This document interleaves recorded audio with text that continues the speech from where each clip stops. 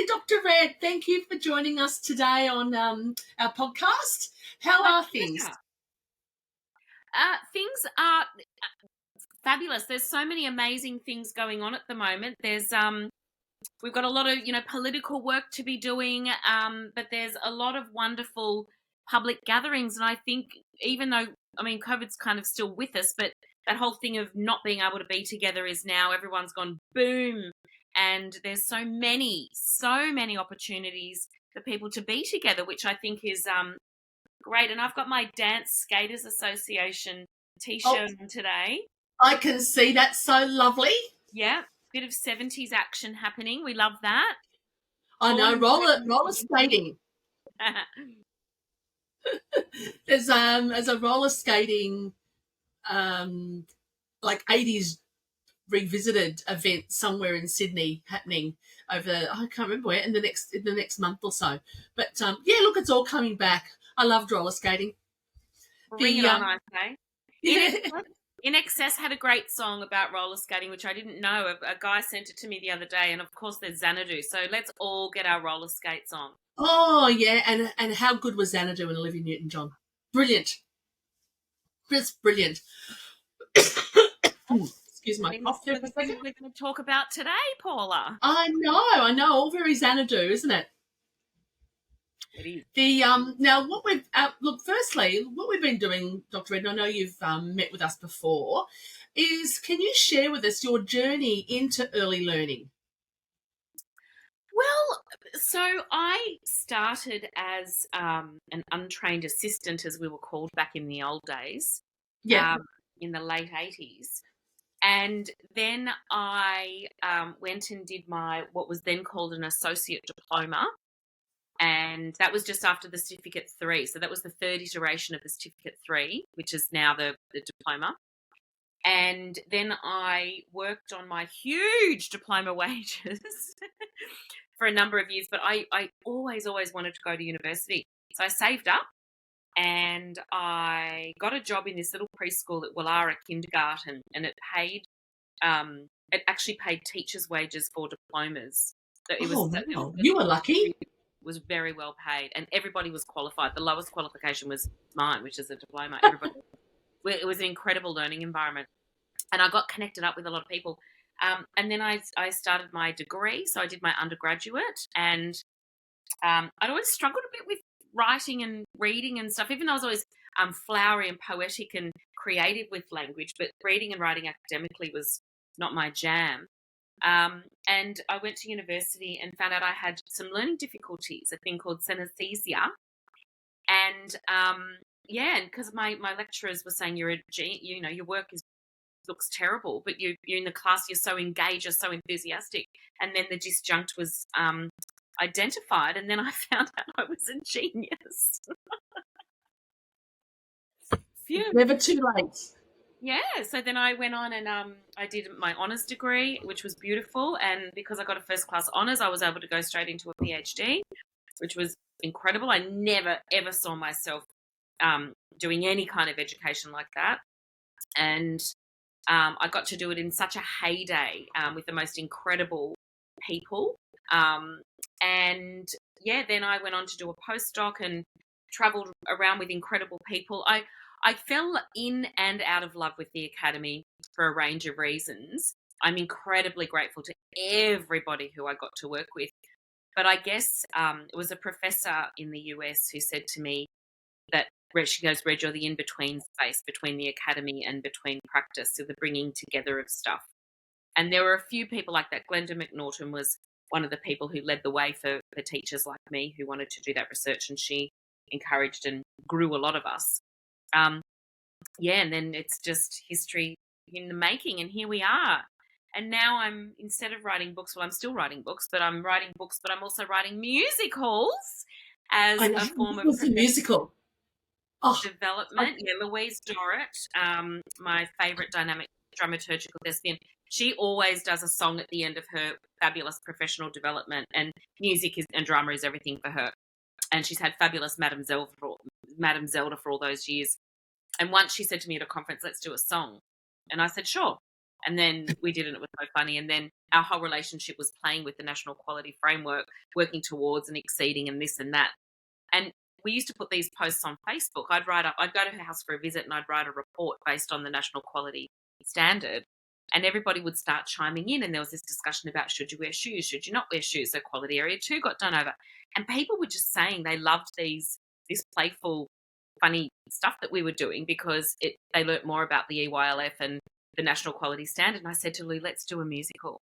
And she said, no. It took me 5 years to convince her. And then I sent her the script, the initial script, and she was hooked. And that was the beginning of that musical, which as I said, there are people who've been doing performing arts in early childhood for a while, but in terms of using it as professional development like that, it was, we just can't believe how well received it was. Nearly 7,000 educators across the country. That's half the profession.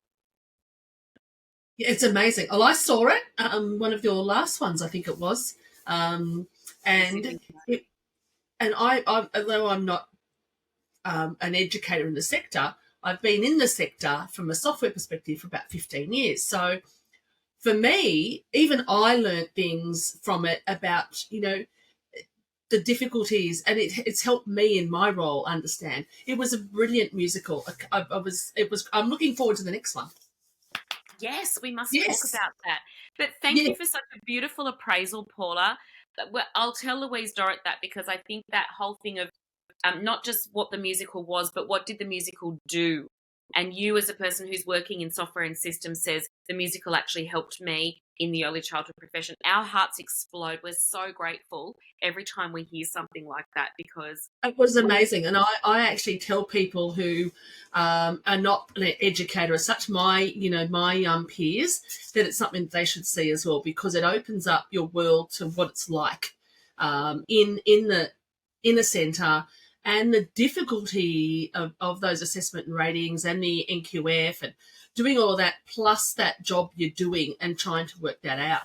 So, look, and if you think about it, our last topic that we covered to its fullest, of course, in our 20 minutes was the inclusion. And, of course, that's what that was all about. When I sat there watching your musical, it was about you put inclusion as your first thing, and the rest all happened. I think that's what I took from it anyway. Well, the EYLF is based on the Antibias Goals, which I think we did discuss last time. And so Louise has been a fierce advocate for many years. And so the two of us, bringing that together in such a fun way and an engaging way. And, we're grateful for the feedback that we got. People told us things along the way that then made us change things in the script so it was more responsive. We kind of had that wonderful reflective practice of the musical itself as we went along, so that we could make it responsive to educators. So musical theatre is absolutely a worthy and powerful form of professional learning for many people. Now, look, in preparation for this episode, we talked about the nexus of gender, neurodiversity, and the performing arts. How do they fit together? Well, I can't talk generally about the whole world, but what I can do is that you would have been at the Sydney show where in the finale, two incredible women, Brianna Howie and Tiana Dovicha, came up on the stage to join us. Yes, I do remember. I met Tiana and Brianna at Exploring Tree, where I'm currently a pedagogue in residence in beautiful southwest Sydney. And Robin Legg, who's the managing director, said, is there a place for Tiana and Brianna in the musical, because they love musical theatre? And we said, sure, they can get up and do the finale with us. So we did that for Exploring Tree, and that's when I kind of got to know them a little bit. And then Louise and I invited them to do the finale proper in the Sydney finale show, which was actually the final show. So Tiana has autism, and Brianna has numerous conditions, but particularly she has a condition called Williams syndrome. And both of those women went to schools and programs that sort of helped women with neurodiversity get into paid work. So Robin took them as prac students, and now they are employed and have been employed at Exploring Tree, one for I think 1 year and one for 2.5 or something like that. So I guess when I met Tiana and Brianna, uh, and they loved musical theatre, so we had so many points of connection, inclusion, singing, dancing, and this idea of, women, diverse, neurodiverse women being employed, because there are some very confronting stories about people, not just women, but women in particular, who have things like autism, whatever. They have these desires to have professions like working with children, which both Tiana and Brianna had. But unfortunately, because of the way society is structured, we exclude those women from having that employment. That's right. And so what I love about Exploring Tree is it's this wacky, wonderful organisation that values art, values musical theatre, values diversity and differences, values the people that they have there, and does extraordinary things to nourishment. And all of that comes from the enormous heart that is Robin Legg as the managing director of that organisation. So we then Tiana and Brianna were like, well, I think actually we need our own musical, because their story is so important for people to hear about. Because when you say autism, some people know a lot about it and they've studied it, and that's great, and they understand that it's diverse. We've always got to assume the best and think the best. But there are people who will fall to the stereotypes of, people with autism don't make eye contact, or people with autism can't be empathetic, or people with autism can't be an educator in a room with children, or whatever. So we want to bust those stereotypes around who Tiana and Brianna are.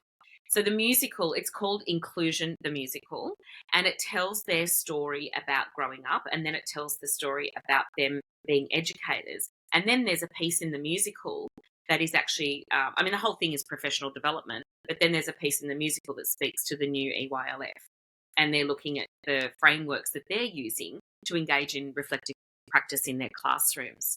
So the way that those things come together is, it's not just about neurodiversity for children and how do we include them in their programs. It's saying, who are our staffing team? And it's interesting, since we've put out some little updates and snippets of the making of the musical, the amount of people that have come forward and said, I live with such and such a condition, or I identify as such and such. Because some people like to identify as I'm autistic.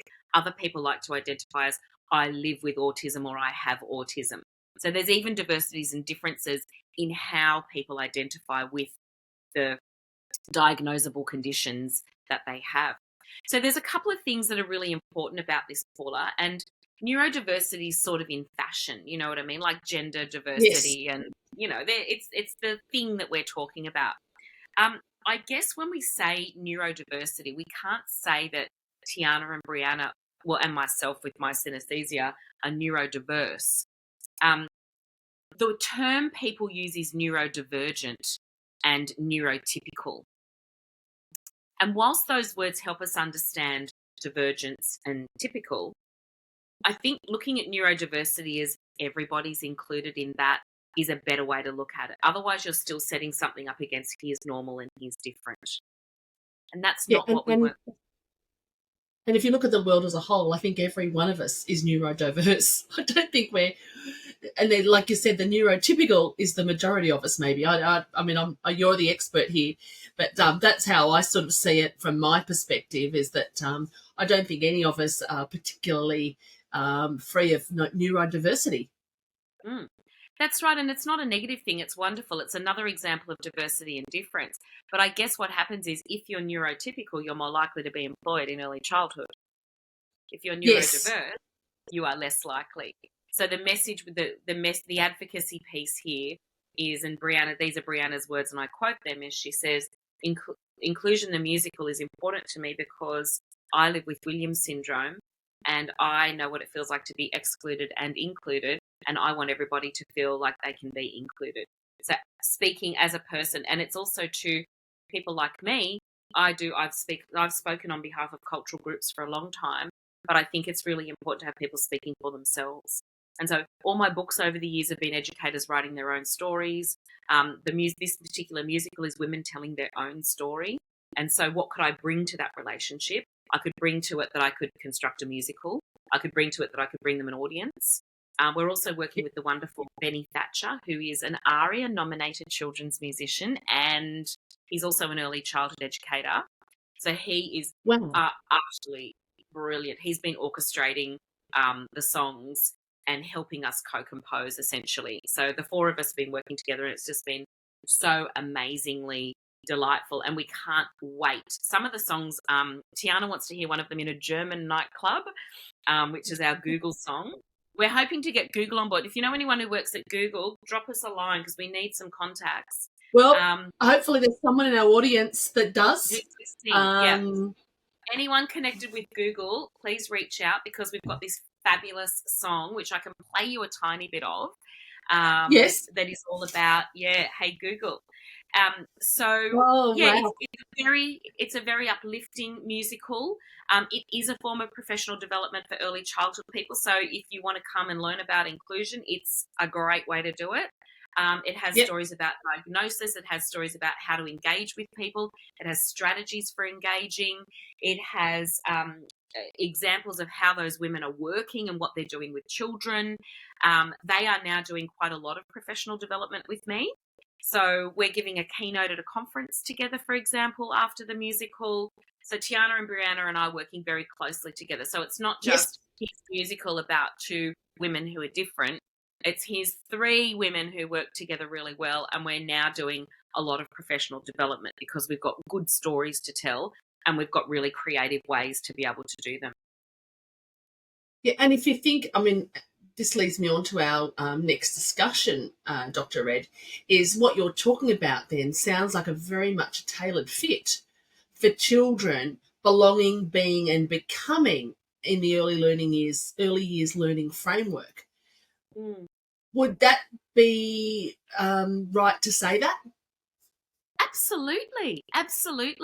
That's the whole thing about, the early years learning framework, and we love the new early years learning framework, and I feel so grateful. Yeah, we've got lots of beautiful bits and pieces coming out, and this is one of them, is that the early years learning framework is set up with these concepts that are enabling, and they're enabling for all of this creativity. They're enabling for us to be able to reflect on what do we understand, what don't we understand. And essentially, don't we just want to create a beautiful, magnificent, gorgeous world where everybody feels like they belong without discrimination? And we know all the research, particularly from Australia, is that if you feel good about yourself, you are more likely to become a successful learner. So what does that mean for anyone who, I've got inverted commas on my fingers here. If you're different, if you identify as a category that isn't inverted commas typical or normal or normative, then you're going to struggle because the systems aren't set up for you. So what we want to do is say, hey, here's all the beauty of who the people are. Here's all the incredible stuff they're doing. And here's the way children respond and learn. And so let's shape things around them. And the EYLF really, really enables us to do that in magnificent ways. And I'm sure you've seen that as you've been working along with your clients as well, Paula. Yes. Oh, absolutely. And like when you're talking about children and you're talking about Brianna and Tiana.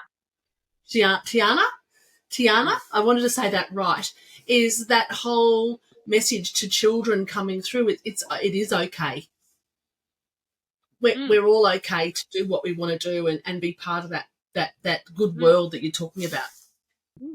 It's really important for people to have a range of different teachers. Like, think about the old days when women weren't allowed to teach or have any profession. And then it was like, wow, we've got women teachers. Although we have the opposite little twinkle in early childhood, which is a lovely contested conversation about we've only got 2% of men. We don't know the number of non-binary identifying folk that we have in our profession as educators. There are certainly fabulous non-binary people out there. But I think that whole thing about who are our teachers and how are they identifying and what can we learn from who they are and how they learn and how they teach, because there's just so much rich deliciousness there, Paula. There is. Now, one question I want to ask you, Dr. Ed, and what we're talking about is inclusion in its fullest and at a high level of the early learning years framework and gender neurodiversity.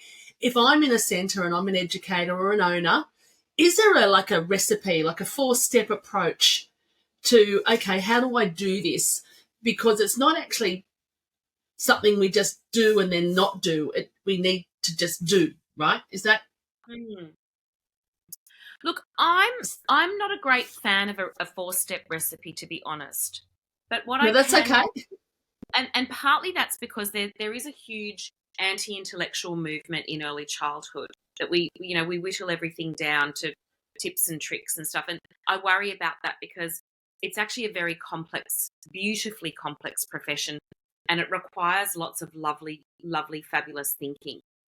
However, if you go to the Antibias Goals, there are 4 beautifully crafted goals there that do the work of making sure that everybody feels good about themselves, that everybody feels good about everybody else's difference, everybody has a sense of well-being in their diversity and difference, everybody understands when things aren't fair, and that everybody speaks out about unfairness for themselves and for others.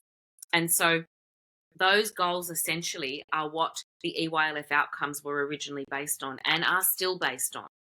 So the 2 things I would go to is go to the 4 anti-bias goals and go to the EYLF outcomes, because those 9 things together, they are basically the same thing. They are there to guide you. The outcomes aren't things that you tick off, have I met?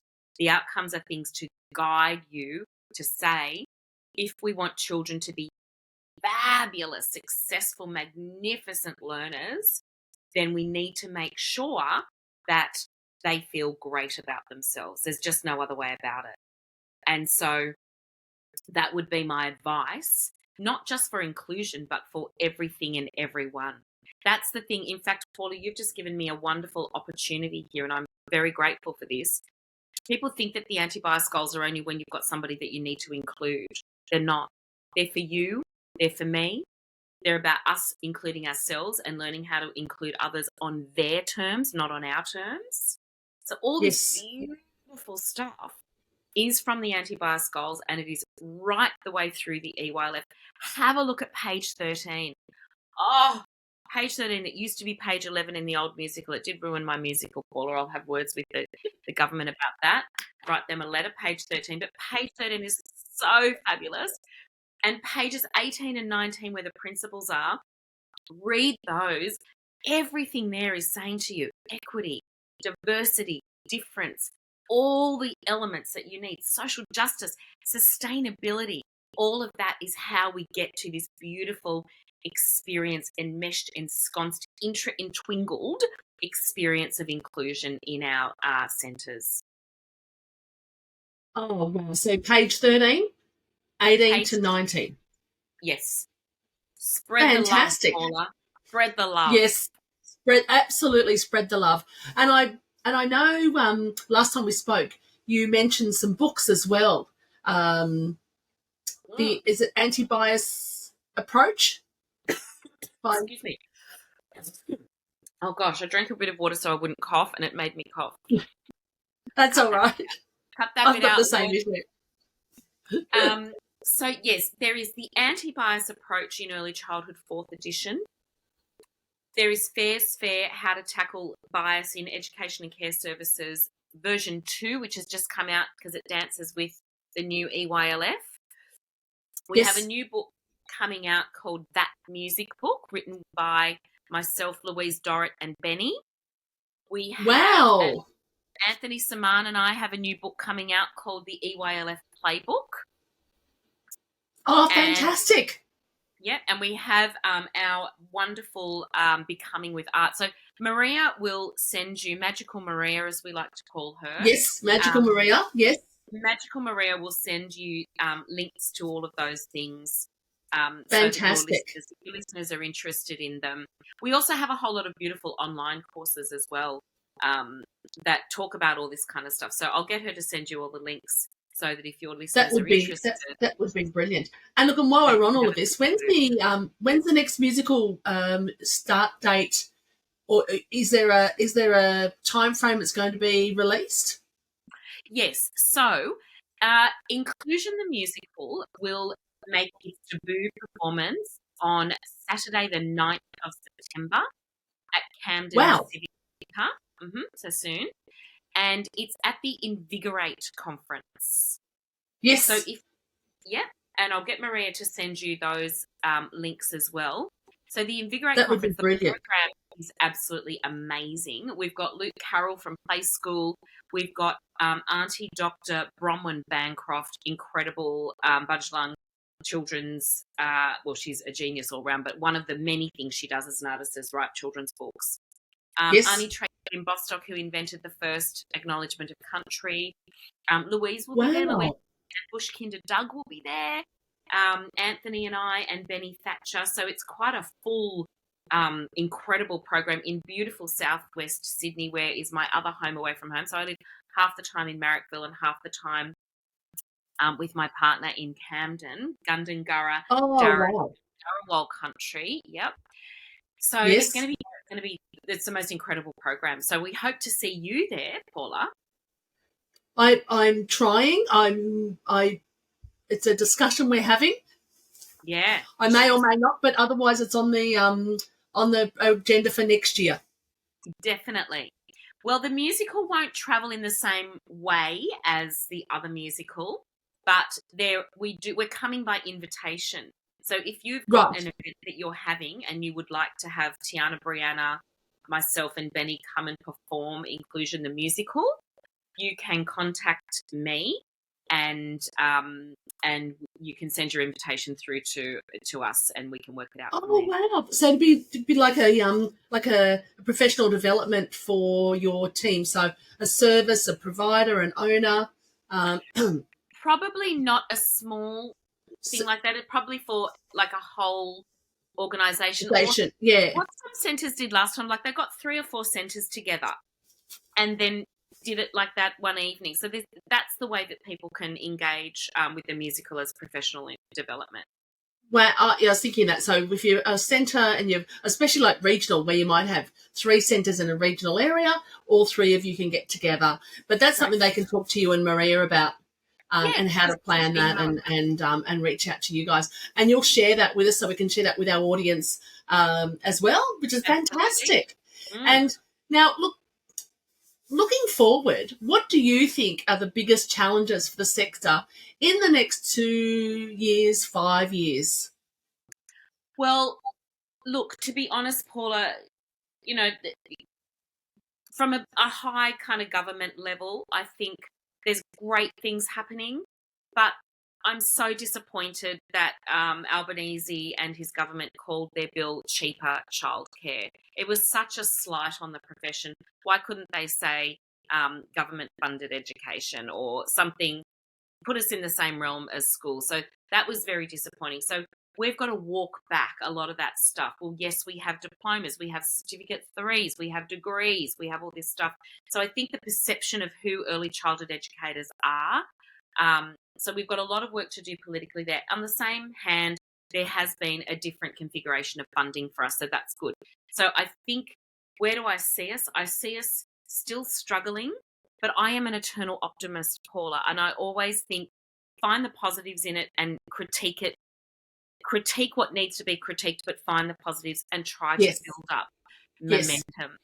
I do think that creativity, there's a little burst of opportunity for lots of creative work.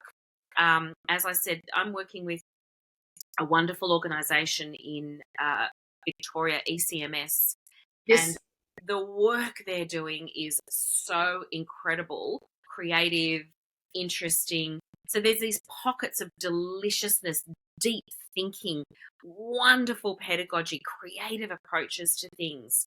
So I feel very enthusiastic about the long-term work like that, because I like to do long-term projects with people where you really, really get in deep, and you won't see you see benefits as you go along, but the implementation of that work, the ensconcement with that work down the track. So I think there's pockets here and there of deliciousness going on. I think that we will see more twinkling and changing of things in government policy as we go along. I think, Lisa Bryant keeps reminding us the profession used to be old fogies like me who've been around for 30 odd years. A lot of the beautiful, gorgeous, fabulous educators in our profession have only been there for 3 or 5 years. So we Yes. can't expect them to know what we know. We can't expect them to have lived what we've lived. We can't expect them to have that depth of experience and knowledge or know what the profession looked like 20 years ago. You know, we lament sometimes. But at the same time, we've got to go, well, hang on a minute. How exciting working with young people. They're teaching us a whole new culture. Their whole way of looking at things is contemporary. And we get to add that to our kind of dinosaur ways of doing things that, you know, and build the richness out of all of it. So I get quite excited like that. And I love to hear from young people Yes. about the ways that they're experiencing the profession. So so I feel like there is work to do, and we've got to get people speaking out politically, lots of advocacy, but I also think that there is a lot of really gorgeous, creative, yummy, positive and optimistic work going on.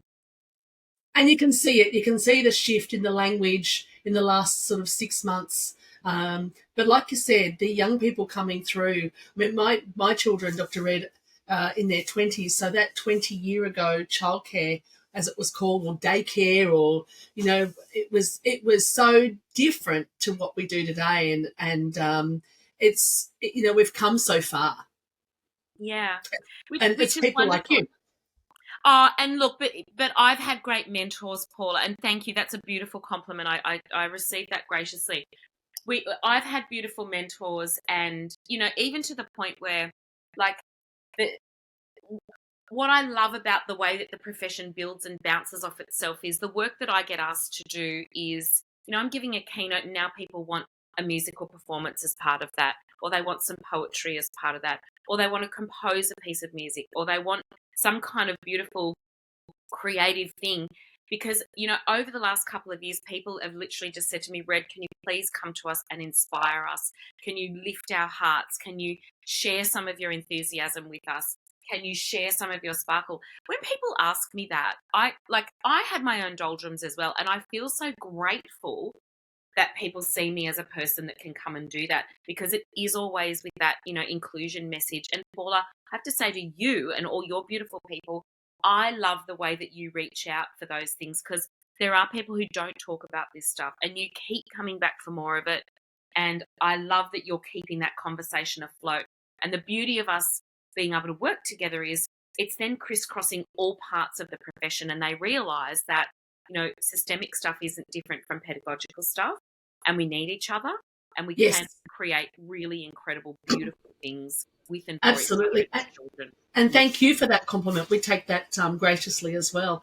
And that was what we set out to do with the podcast, sharing thoughts and words, and that discussion is so important to get out there. Yes, stunning. Very important. But look, now, before we finish up, we love to always ask our beautiful guests for their own personal motto, or what I say, wise words. Have you got anything, and I'm sure you do, that you'd like to share with our wonderful listeners?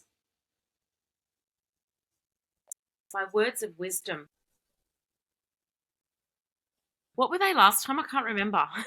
No. It wasn't wisdom, though. I know. I said something amazing. That was great. I can't remember either, and I didn't write it down because I thought we'd record it. I know. Let me think what I said. It was that they were actually really good. I know. I was in the zone. I think my words of wisdom would be, don't just think a thought. Think a whole world into becoming. And thinking that whole world sparkly, inclusively, delightfully, optimistically, positively, but still critically. But be brave enough to think whole worlds into existence. Yes. That's fantastic, because you just saying those words, you can see the big, you know, you just look at the globe and go, wow, we've got so much we can offer. Yeah. And aren't we lucky to be able to have these conversations together? Yes, I know. I feel very privileged for for you to share your time with us. And I have to acknowledge it's been wonderful. And this is our second episode.